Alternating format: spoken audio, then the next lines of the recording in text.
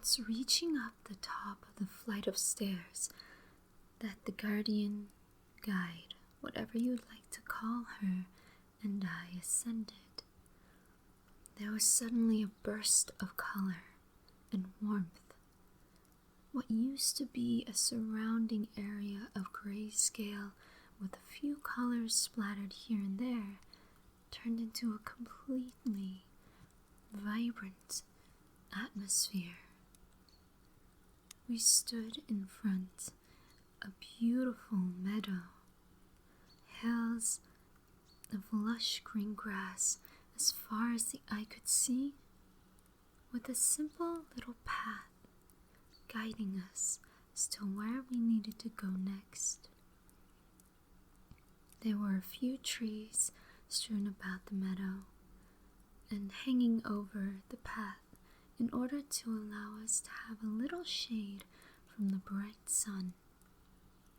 The only thing that seemed man-made out of the flowers, grass, trees, and of course the path were two very large stone slabs.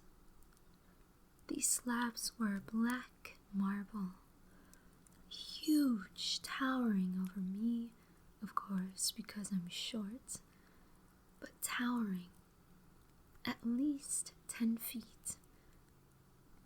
And they looked absolutely magnificent. The woman saw how awestruck I was at the sudden beauty and peace surrounding me. And she smiled and said, "Come, I know this place looks gorgeous, but we need to keep moving. There are people waiting for you on the other side of this meadow, and they're eager to see you." I, of course, snapped out of whatever daze I had going on, and I nodded and followed. We walked down the path, very beautiful, similar to the black marble on the slabs type of path, winding up and down hills and through the meadow. When we got closer to the slabs, as they stood somewhat side by side, I noticed that there were little inscriptions on the slabs. There were at least 4 columns on either side of one slab, each column having hundreds, maybe thousands of names. I looked very closely to see if I could read any of them, but to be honest, it was really difficult to. I know I saw my name, and I saw a few people that I recognized. But all of a sudden, as if out of nowhere, there was a flash of light across my eyes, and I saw the word, and I mean saw an actual word pass across my vision, Sensemas. I didn't know what that meant at the time, and I could only really ask, what were the tablets for? The woman smiled, of course, and said that these slabs carried the names of people that are meant to help fight pure evil, be it in the world that we just left behind or a new world that's going to be created. These who are written in the slabs are to be the protectors, whether they know it or not. Of course, that made me realize that I, as well as members of my family, are meant to be these fighters. Now, I personally don't mind being a warrior, but I know some people who are not. And I asked, what about them? She just replied that they already have asked these questions and are fully aware and compliant, I guess. They agreed to be a part of this battle for the greater good. I shrug, as, there was nothing else for me to do. I was not going to fight her, especially since those written on the slabs have already agreed. And we continued going down the path. We get to the end, and the meadow sort of disappears and is replaced by a very large outdoor shopping mall. There were stores all over of various companies, different styles, and the like. Some of them looked very familiar, like the very normal, popular types of retail stores you would see in malls all across the world. And then there were some that I never recognized before, and these specifically had weapons, equipment for survival. There was even a store with firearms, as well as swords, shields, different types of armor. I was amazed, of course, and very intrigued, and the woman said that in a few minutes I will meet up with everyone else, and we will have some time to explore the outlet and pick and choose what we felt was necessary for us to be able to fight and survive. I had no reason to argue, of course, and so I followed her past the stores and towards what suddenly looked like a large group of people. Some were standing and talking amongst themselves, others were sitting. But all in all, everybody seemed to be very relaxed and comfortable. I asked her if these are the people who were on the slabs, and she said some of them. For now, we can only bring a small handful of people at a time to this new world, let alone to this sort of in-between space. She then proceeded to tell me that my family members were close by and eager to see me. She said she would give me a few minutes to see how they were doing before everyone was able to start shopping, for lack of a better term. And just like that, she disappeared. I was absolutely confused and very excited in a way, and so I immediately scoped out the area to find my family. It didn't take long. There are 5 other members in my family, and we all quickly found each other. We caught up. I asked them, where were they? They said that they were just snatched up. One minute they were at the house, the next minute they were in a meadow. They were met by a group of people who were told, similarly like me, by a few people wearing bright white clothing, to move forward and to be a part of this battle. Nobody had to, and those who wished to stay behind, be it permanently or for a short period of time, were more than welcome to. And if they chose to do so, they would be visited on another night, not too long from now, and asked if they would be willing to join the fight. About a third of the people who were originally there had left, either for good or for a short period of time. My family, however, knowing me, as well as knowing that they themselves are very strong and wanting to be a part of something good, decided to continue in the group that would move forward to help fight the pure evil, whatever it was. They also knew that I would do it, without a second thought, and they wanted to be with me whenever the fights began. I was so thankful and relieved that they were all okay and safe, albeit a little confused and probably still shaken up by the fact that they were just sort of snatched out of thin air. But everyone was safe and everyone was ready to fight. We then heard a noise sounding like someone was on a PA system, first and foremost thanking us for being willing to be a part of this battle.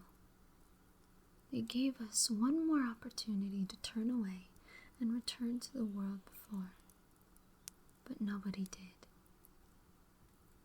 They told us that we would have some time to go through the entire mall, to look, to shop, and by shop they meant grab whatever they wanted, or whatever we wanted, as we thought would be useful for us in both logistical terms, and I guess sanity terms. If there was something that would bring us comfort, like say a stuffed animal, it would be perfectly fine, as well as it would be if we were to choose a weapon. Ideally, all of us would choose one, but they said, or the one on the speaker, said that they would not blame us if we were hesitant to choose one. They said to take our time, and when it was time for us to go, we would be met again by those who brought us here in the first place, to move forward into the next world, to be warriors. I was excited. I love walking around malls, outlets, and just browsing things. But of course this time, there was a purpose, or more a purpose than there usually is. Everyone started to walk at a very normal pace through the mall, splitting off into small groups, as one can only imagine, of families, friend groups, and so on, looking at different articles, clothing pieces, and tools and weapons in all of the stores surrounding us. I don't quite remember what I grabbed personally, but I do remember that there was a jean jacket, a denim jacket, with sort of army camo designed patches as a fashion statement, I suppose. I didn't get it because I would never wear that kind of thing, but I thought it was interesting and definitely something I could see people I know want to wear. Everyone had a duffel bag or a backpack to carry their items in, and soon enough my bag was full. I know I had some changes of clothes, items to snack on, as well as different types of weapons, both for long range and close combat. I had to convince my mom, someone who is very against violence of any sort, to at least have with her a dagger for protection for herself. And eventually she agreed, with the hopes that she would never have to use it. And to be honest, I hoped for the same thing.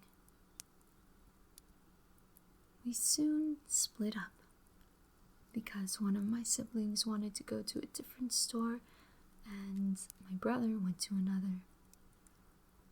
We all decided to meet back up at this large, beautiful tree in the center of the shops, where we could reconvene, discuss what we carried with us, and, if need be, trade items or agree to carry different things if one person or two people had the same item.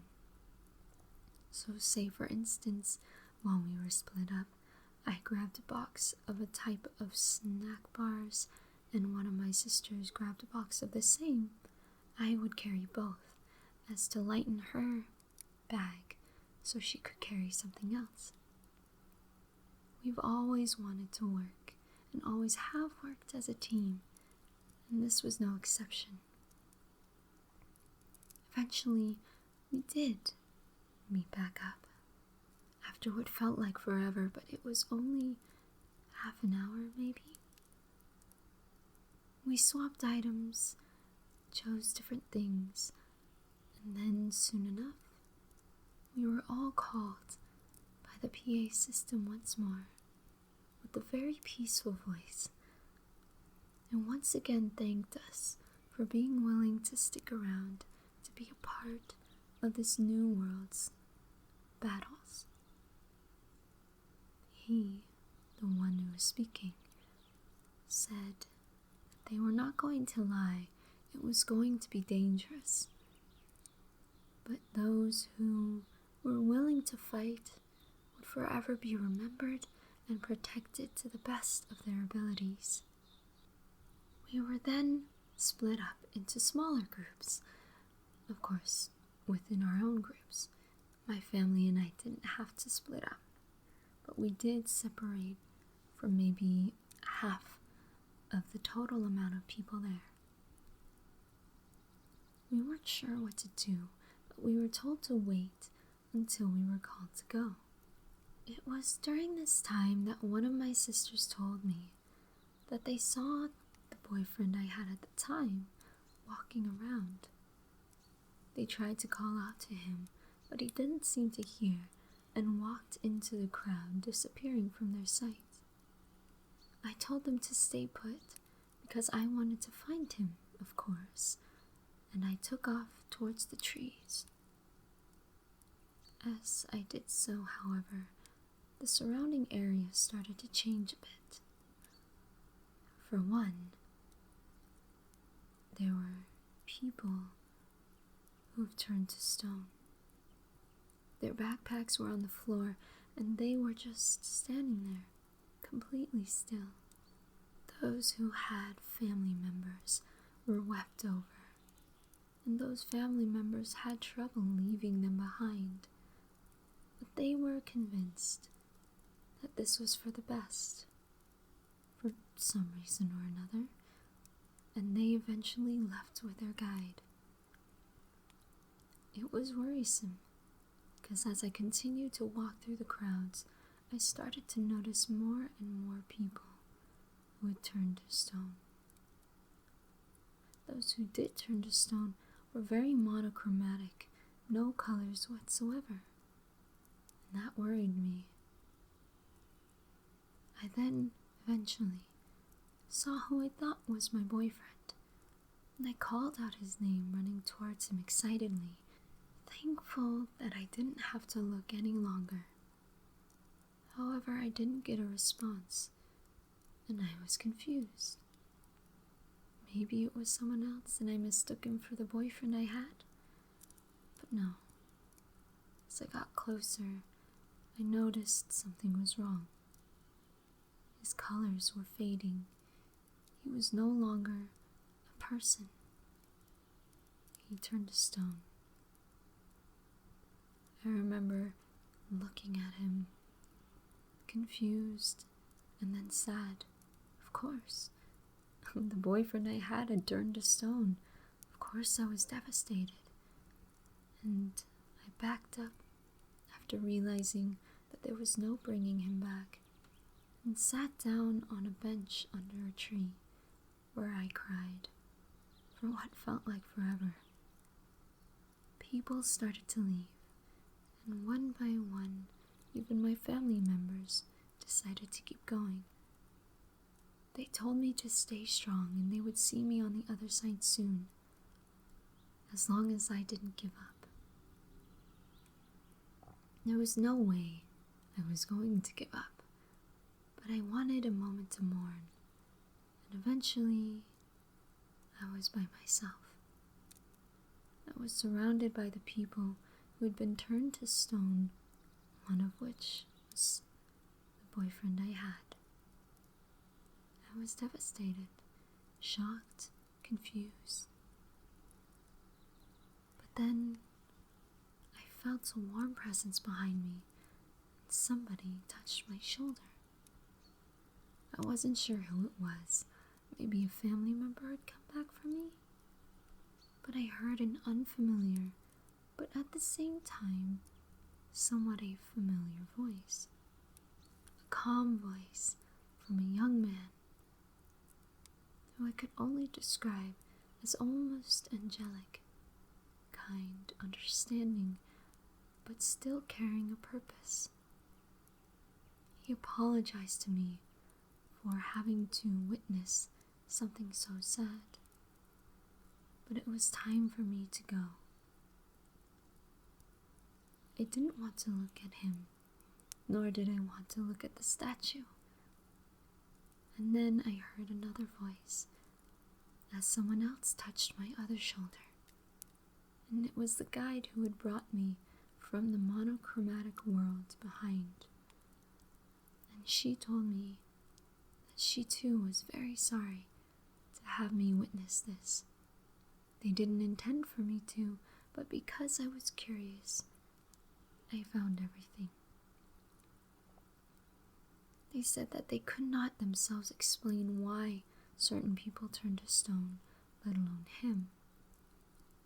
But it was time for me to go, and eventually all of my questions would be answered. I sighed, stood up. I wiped my tears and turned around and looked at them. And I told them that I trusted them, even if it didn't make sense. And they smiled. They acknowledged the fact that I was willing to keep going and led me by the hands towards a light. They said that this new world was, of course, going to be filled with struggles, but they knew that I, as well as anyone with me, would be able to overcome them because of teamwork, leadership, and strength amongst each other. It was encouraging, to say the least, and with a smile and a deep breath in and out, I walked with them towards the light, and that is when I woke up. Now this dream did not make any sense to me at the time. I was 14, and I woke up in tears because my boyfriend turned to stone. I didn't understand it, but I wrote it down as quickly as I could because it made no sense, but I remembered it and still do so clearly. I'm somebody who believes in interpreting dreams if they make things that stand out, and everything stood out in that dream, down to the last detail. I tried to do some research, and only a few things made sense, but I won't bother to explain those because they are somewhat irrelevant. However, I did look up the word sensimus. It is Latin, and its loose translation from what I remember is to perceive through all of the senses. Now that to me means many things. Not only the 5 senses that we have, sight, hearing, taste, touch, and smell, but also intuition, our third eye, if you will, my gut feelings.